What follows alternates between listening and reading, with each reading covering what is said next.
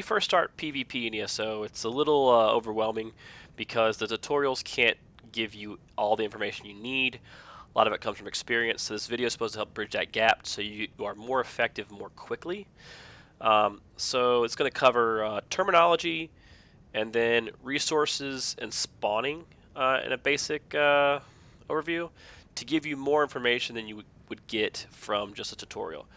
So terminology, not the specific terminology, but the shorthand people use when typing. So like good example right now, if you look down here in the chat, it says ADFC up at BRK.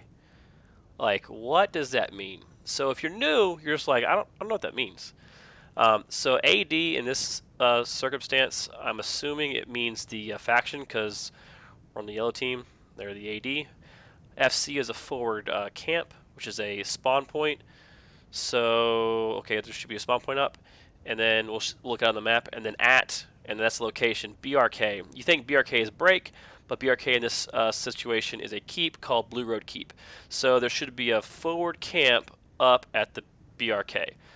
So he's just distinguishing, you said AD, because you might think it might be another faction's FC up there, forward camp. So just like he said, at the Blue Road Keep, there is a forward camp owned by the AD.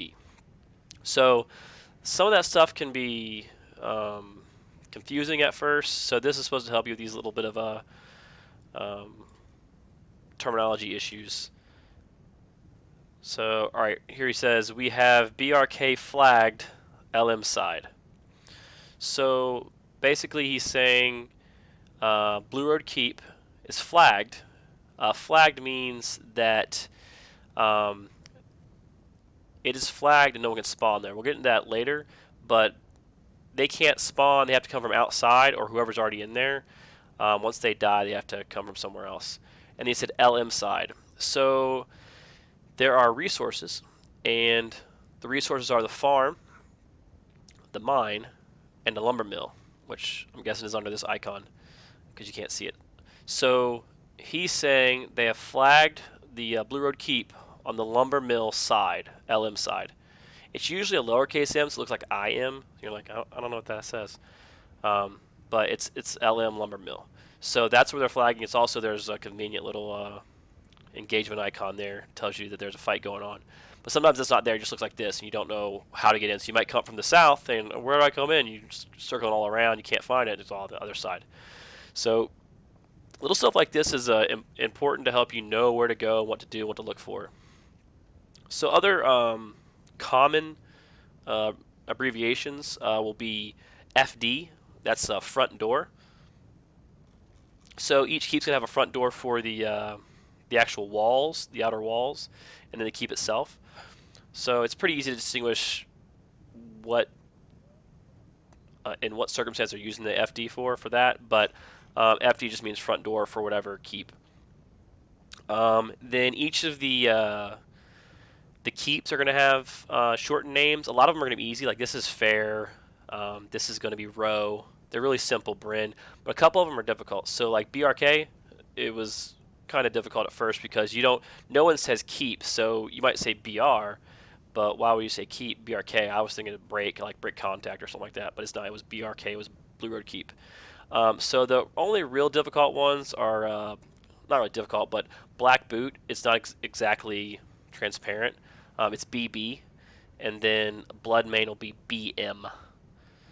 Other than that, they're pretty much like Drake, Far, Air, Glade. They're pretty simple to figure out, but there's a couple of them that are different. BRK, BB, and BM are commonly abbreviated to 2 or 3 letters, and it's a little bit different. Off of that, you have flagging. So flagging is when it shows up on the map as a conflict or under attack. So they'll either say it's flagged or they might say UA. So has anyone said UA? No UAs. But sometimes they might say, like this is a bleak. They'll say bleak UA. But we don't have it, so we don't care. They would say something like Ash UA. But what he did say down here was he said Ash getting cut. So what cut means is, I'll skip ahead to this. There are 2 ways to prevent the enemy from spawning at a keep. One, you can take all 3 resources on the outside and prevent them from spawning in. Or 2, if you attack it. So this they have both, but if they were just to attack these walls and it were to be flagged, then no one could spawn here. So you can either come in first and hit all the resources so they can't spawn, but if they're there and you don't hit them quick enough, they can spawn in there and come out and get you. Or you can come attack the walls, and as soon as it gets flagged, they can't spawn there. So if there's nobody in there, it's a nice way to surprise them. So those are the 2 different ways to stop people from respawning. Take all the resources, or just attack the walls directly, and once it gets flagged as under attack, you can't spawn there. So like, it should tell me I can't spawn here. Let's see. I want to go here. It says I can't spawn there because it's cut off, but it says this keeps under attack. Under attack. I don't know why it says twice, but whatever. So those are the bases of that. You have the shorthand, and then you have how to stop respawns and why you can't respawn at specific places. There's no connection, you can't respawn. So let's say if we owned all the way around here and we just had one off. If they came down and took this keep, no one would be able to spawn here, here, or here if we had these 3, say.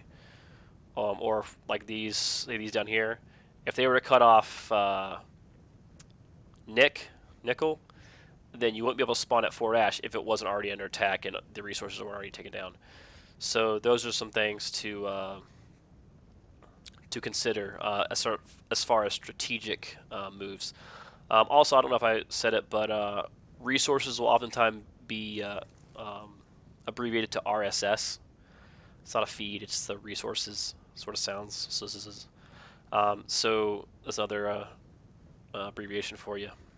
Another one you might see rarely is Emperor. If you were to take all these keeps around the Imperial City, you crown an Emperor on your faction. He gets some extra bonuses. It's a good thing to have. So you might hear the Emperor said do this. You usually want to do it because he is the highest ranked guy on your faction. So if we go over to Emperorship, currently we have the Emperor. That's his name. He has 19 million points. It's a whole lot compared to my 1 million, 1.3 million, almost 20 million. And he's the Emperor because they took the Imperial City a day ago. And that's how that works. So we got how to respawn, how to cut off respawns, when and where you can respawn. And also that FC we had up here, that forward camp, you could spawn there if you're within that range. If you die within that range. Also, how the resources. So other than cutting off or preventing a respawn at a keep, the resources also affect how the keep plays. So each one represents a specific aspect of the keep. So for Ash here, the lumber mill will affect the wood in the front door. So wood front door. The farm will affect the NPCs. So I guess they eat the food, makes them stronger. They don't get enough food, they get weaker. So that's that. The mine, as you guessed it, affects the stone walls on whatever part of the either outer wall or the inner keep that they're attacking. Those walls will be either more or less vulnerable. So that holds that. That's the current paradigm right now. Is just you take the lumber mill, attack the front door. You take the mine, attack the wall. It's usually an indicator of how they're going to attack. They're coming out with an update. Let's see. Update 19 for PvP. There we go. It's going to add degradation to the keeps. So when you have all 3 resources, you will then start losing health on your particular what you call it, the door, the walls, or the NPCs. So they're gonna have two levels. It says. So after it gets down to that up to that first level, and then if you take the resources on the outside, it'll drop down to that second level, and then they'll have to the attackers will have to fight that second level to the bottom, as opposed to having to fight from the top level to second level then to the bottom. So now the resources are going to be more useful for attackers and also promote more battles, because currently they might go in and take all the resources. You can't spawn in, but if you have a bunch of people in there, it creates sort of a stalemate, and you have to sit there as an attacker. You have to use a lot of siege engines and attack, and it just takes a long time.